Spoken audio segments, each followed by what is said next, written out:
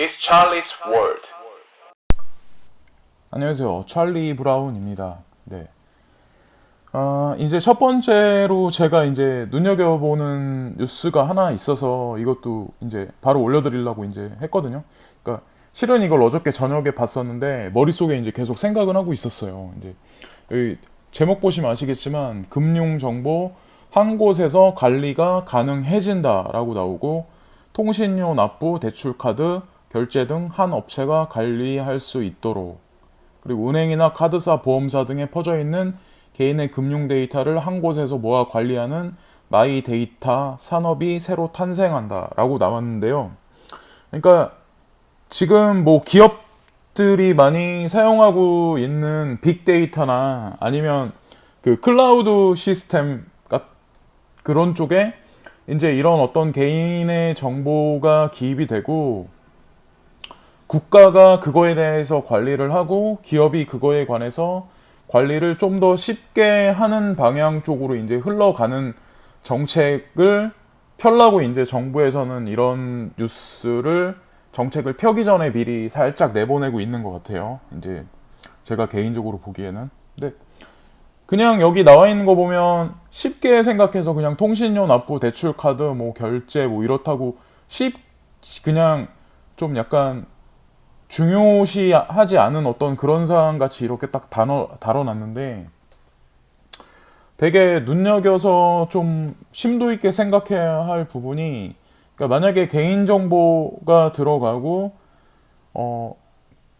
거기에 맞춰서 개인의 어떤 신용도 아니면 재산 정도, 주소지 그리고 그걸로 끝나는 게 아니라 개인의 뭐 학력이라든가 선호도 아니면 뭐 나중 가서는 식품이나 아니면은 구매 목록 같은 어떤 그런 것도 아마 다 기입이 될 거예요. 이동 경로라든가 그런 게. 그러면 결국에 그 안에서 사용될 수밖에 없는 향후 10년 안에 우리가 사용될 수밖에 없는 거는 이제 암호화폐뿐일 수 없다고 생각을 하거든요. 이제 동전이 사라지고 지폐가 사라지고 뭐 그러실 수 있는 분도 있어요. 이제 저한테 반문으로 이제 이것도 너무 짜맞추는 거 아니냐. 근데 보시면 아시겠지만 이렇게 정보를 이런 식으로 클라우드화 하려고 단일화 시키는 건데 이렇게 된다면 결국에는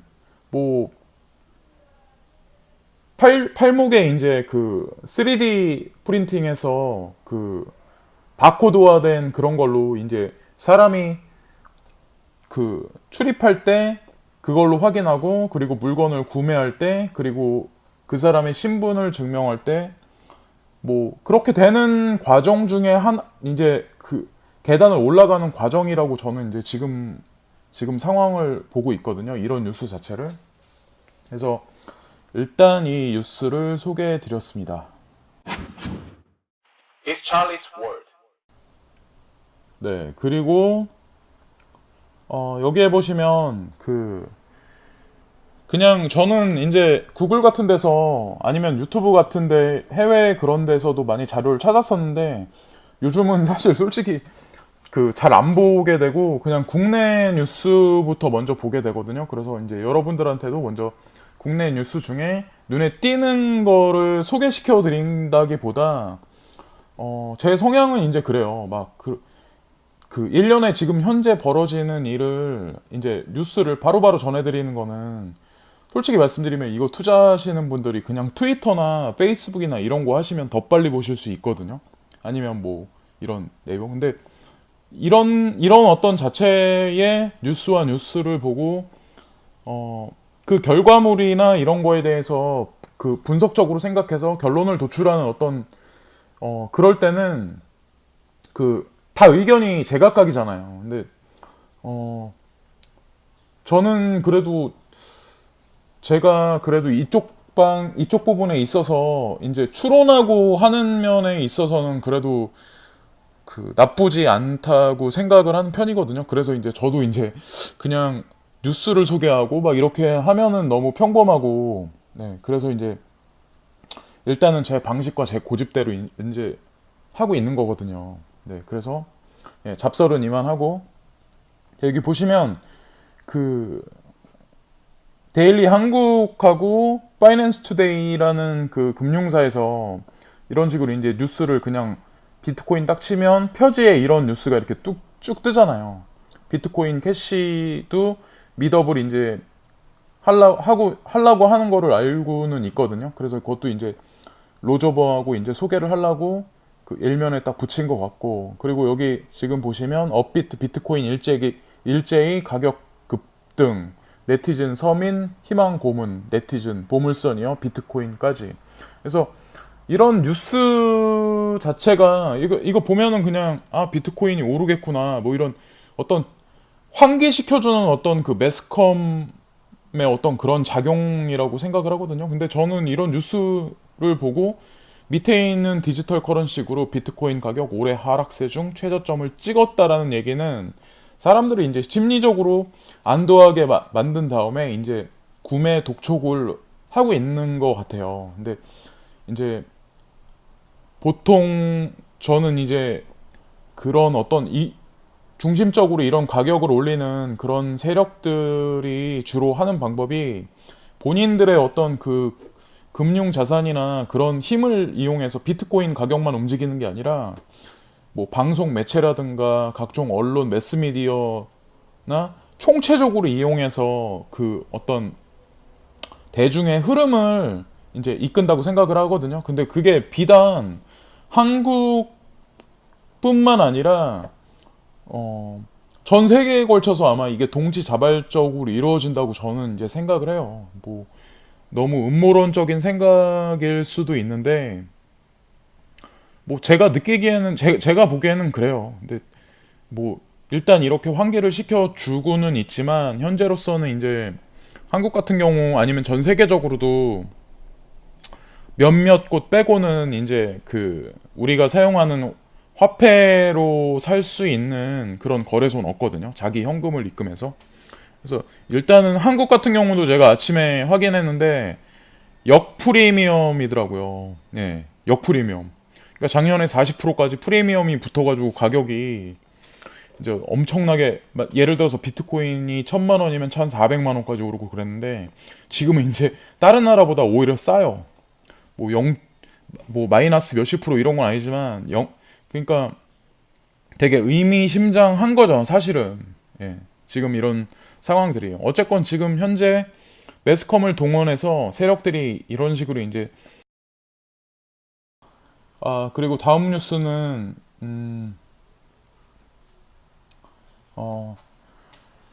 파월 연준 의장 가상 통화 실제 통화 아니다 위험성 경고라고 나오면서 이제 크립토 커런시에 관해서 이제 화폐가 아니다라는 그런 발언을 하면서 이제 그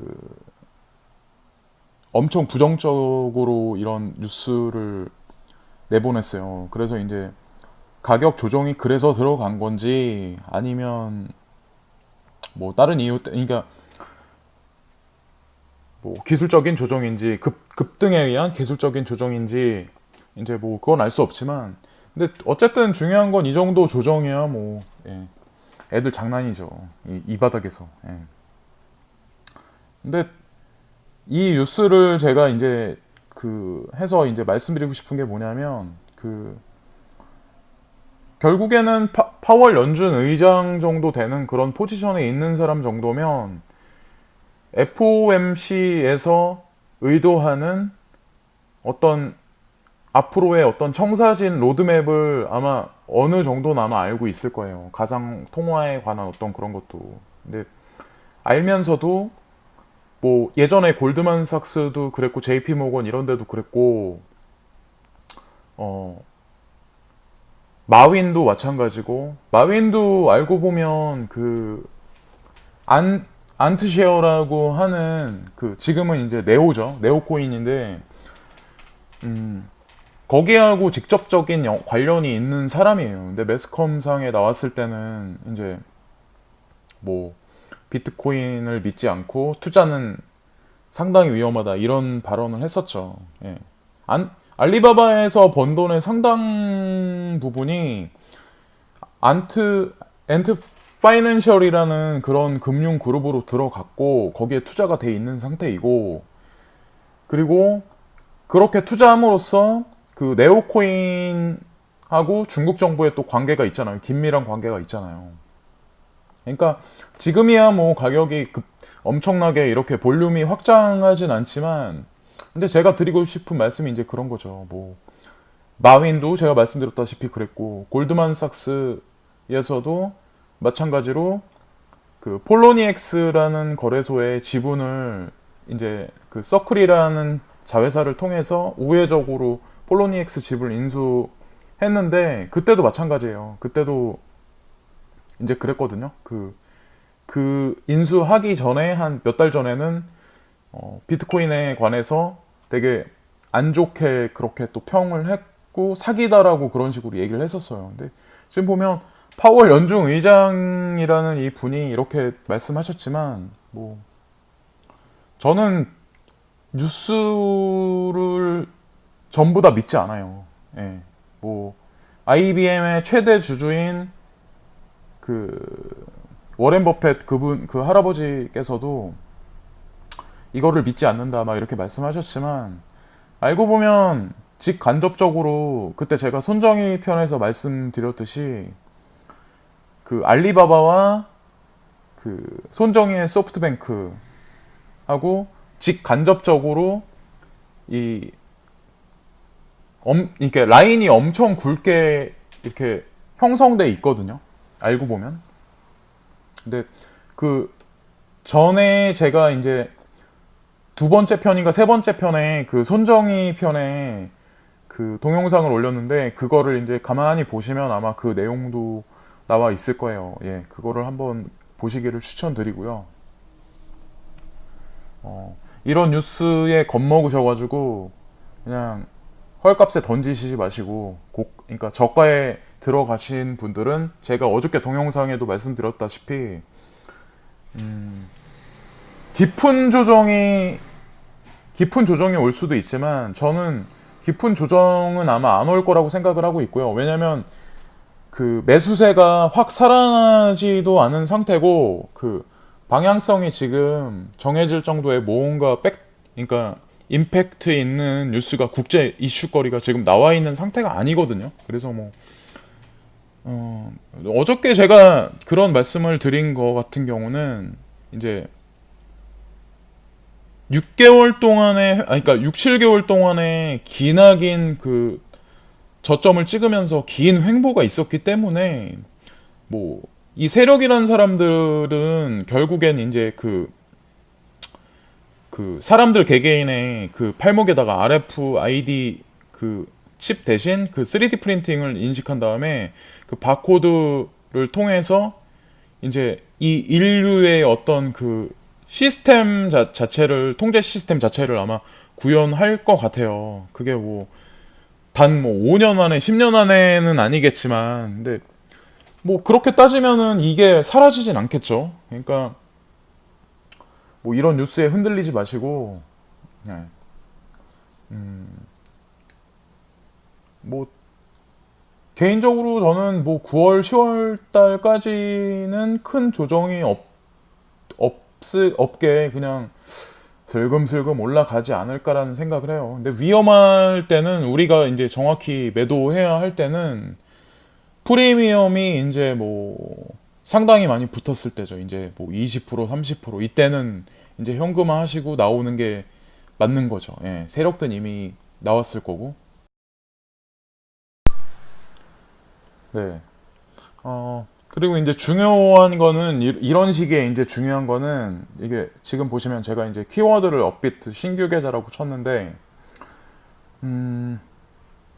그 중요한 건 지금 이제 매입을 해 놓으신 분, 그리고 645만 원 평균, 그러니까 570만 원인가 640만 원, 하여튼 50만 원 플러스 마이너스 그 안짝에 세력들도 이제 지난 6개월 동안 그 계속 매집을 해왔다고 저는 이제 알고 있거든요.